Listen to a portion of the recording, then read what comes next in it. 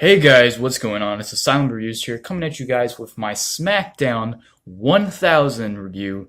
And this was a great show, though, in my opinion, I think it felt a little bit rushed.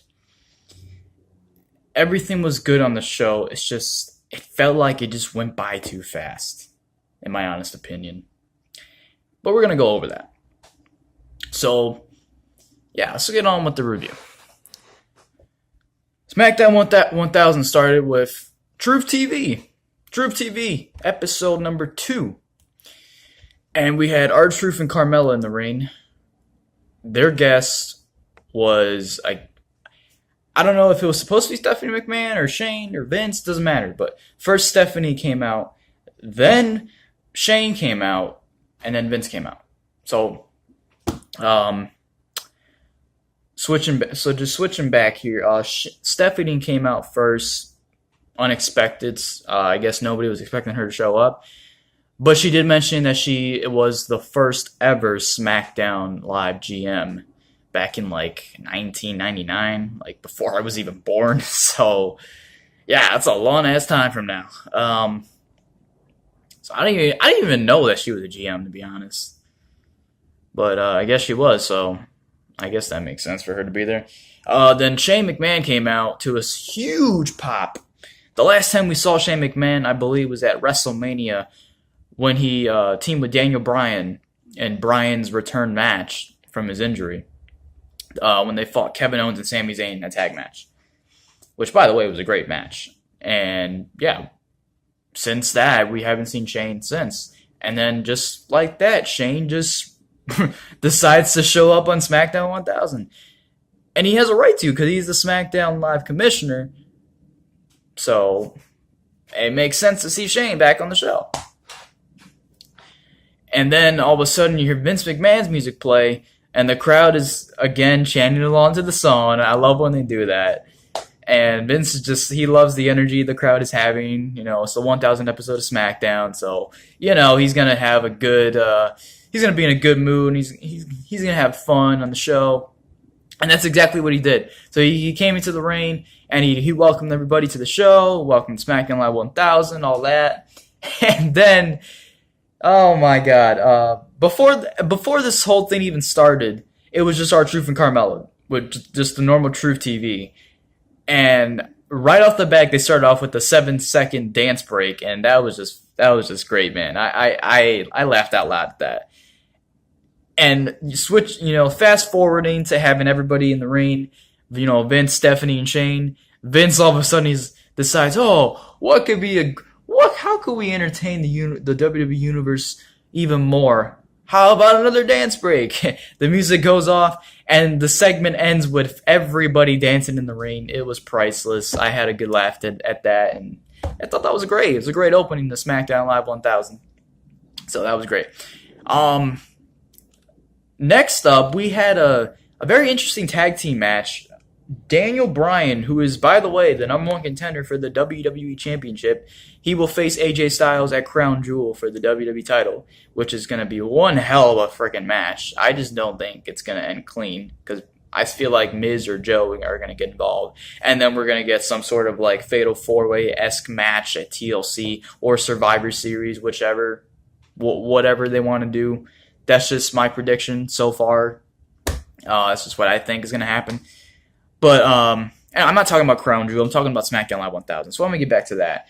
Yeah, so we had a tag team match. We had Daniel Bryan teaming with the WWE Champion AJ Styles. And they took on the Usos in a great tag team match. We got to see more tag team wrestling like this on the main roster. Because outside of the main roster and NXT, I will always praise NXT the way JD does. NXT is fucking great, man. NXT is the #1 show on the WWE Network. #1 show of all year on WWE. We know that. With the War Raiders, Undisputed Era, Oney Lorcan, Danny Burch, the Street Profits, Mustache Mountain, guys like that, we praise them all the time because they're great fucking talent. But main roster talent, we have the Usos, we have the Bar, Ambrose and Rollins, who are no longer a thing. At least I think they are not. I mean, I don't know. I don't know. I'm just kidding. Yeah, well, I'm going to talk about that in the Raw review. That's going to be the next video coming up. But spoiler alert, Dean Ambrose turned heel on Seth Rollins at the end of the Monday Night Raw. So, yeah, there's that. So you have the Usos. You have the Bar. You did have Ambrose and Rollins. Who else we got? The New Day. Yeah, just, teams like that. The Revival, the B Team. Yeah, it's hard to name the main roster tag teams because there's really not that many that are important. There's really not that many that are being used weekly every Tuesday nights and every Monday nights. But I just decided to name some like right off the back, though, at least the ones that I can remember being used. But I don't know how long it's been since the Usos were last on SmackDown. I mean, I think it's been like a month or so, couple months. I mean, I don't know. I watch the shows every week, but sometimes I just zone out, or I just completely forget, like, oh, when's the last time I see these guys? So, yeah. But anyways, the Usos, they fought AJ Styles and Daniel Bryan in a great tag team match. Definitely one of the better matches I've seen on SmackDown Live in a while for tag team wrestling, of course. And surprisingly, the Usos, they picked up the win in a fluke. I don't even know if I would call it a fluke, because the Usos are one of the greatest tag teams in the world today. We know that, but I mean, I guess you can consider it a fluke since they pinned the WWE champion. Well, they didn't pin AJ Styles. They pinned Daniel Bryan, but they beat AJ Styles and Daniel Bryan. So I don't know what that's going to do for the Usos for the time being. Is it going to give one of the Usos a WWE title opportunity against AJ Styles? I mean, that'd be kind of cool. I'd love to see Jimmy Uso versus AJ Styles, or Jey Uso versus AJ Styles. I think that'd be fucking great. They don't have to win the title, but just to have a match, a WWE title match with AJ Styles, the WWE champion, the longest reigning WWE champion in SmackDown history, just to have a match with AJ Styles one-on-one, I think that'd be fucking great, man. I mean, seriously, who would not want to see that? And if not, then I guess maybe they can get a SmackDown tag team title opportunity against the Bar, who, by the way, won the SmackDown tag team titles on SmackDown 1000. But I'm getting a little too ahead of myself. So Usos won. Daniel Bryan, he accidentally hit AJ Styles with a forearm. AJ got pissed, and of course that cost him the match with Jey Uso or Jimmy Uso. I think it was Jimmy Uso who rolled up Daniel Bryan and got the 1-2-3, and the Usos beat AJ Styles and Daniel Bryan in a great tag team match. So yeah, we're looking forward to see what happens next with the Usos. I believe I don't know. I feel like since the Usos beat Daniel Bryan and AJ Styles because of, Daniel Bryan's tactics, I feel like there's going to be some sort of a tag team rematch for the next episode of SmackDown. So we'll see what happens. So that'd be interesting. Moving on, we have the best segment on the entire show, without a doubt, the returning Evolution. Wow, man. I literally had to go back and watch this like multiple times. At least the Batista promo, you will. Like, I love this, man.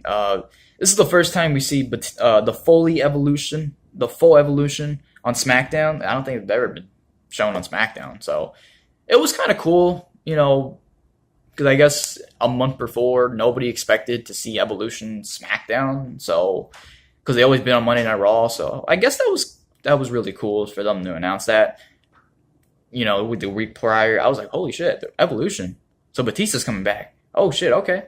So that highly got me motivated for SmackDown Live 1000, and so they came out, the song played, and Randy Orton, man, he looks like the old Randy Orton from 2004. Man, he had like a long sleeve collared shirt, and he had the sweater vest on, and he had the leather pants and the shoes, and he had the clean shaved look, and he had the hair, the haircut. You know what I mean? So he looks like his old self from 2004.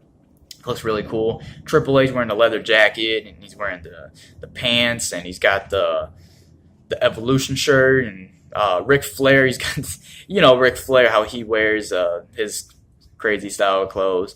And then of course Batista comes out with like this there's like a brown leather jacket.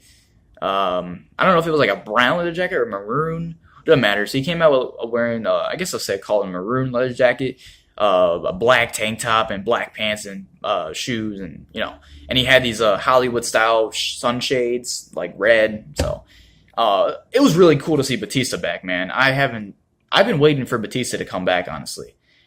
And I'm not saying that because I watch JD all the time and his Raw, SmackDown, his NXT, his Mae Young Classic, his pay-per-views. I'm not saying that I've been wanting to see Batista back just because I watched JD, because I heard him say like, oh, Batista, I would love to see Batista back. It's been 4 years since we've seen Batista last in a WWE ring, so it would be cool to see Batista back. I'm not saying that because I watch JD all the time, but I feel the same way. I've been wanting to see Batista back since he first left in 2014. After he was involved in the whole WWE title scene with Daniel Bryan, Randy Orton, and the whole authority angle. So, and they really fucked up with Batista in his other run. So I'm hoping that they don't fuck him up this time. I'm hoping they give him a decent run this time being. So yeah. I don't remember who was talking first. I think it was Triple H or Randy Orton. I'm not sure, but they were basically just talking about it's great to have these guys back. Haven't seen them in a long time. All this and that. So it was cool. And then Randy Orton, he mentioned that Legend Killer, of course. I don't really know.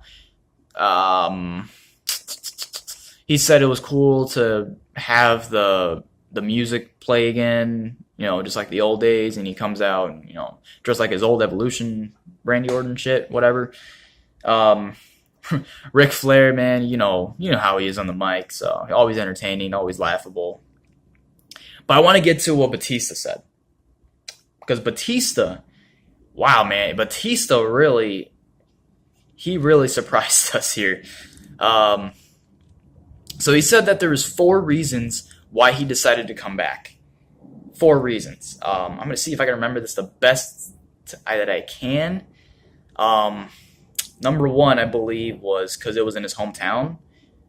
And keep in mind, this is not going to be the same exact order that he mentioned it, but this is going to be the same 4 reasons. So number 1 was obviously because SmackDown1000 was in his hometown of Washington, D.C., the nation's capital, where Batista was born. So number 1, of course, where he was born, Washington, D.C., so they're in his hometown. Number 2,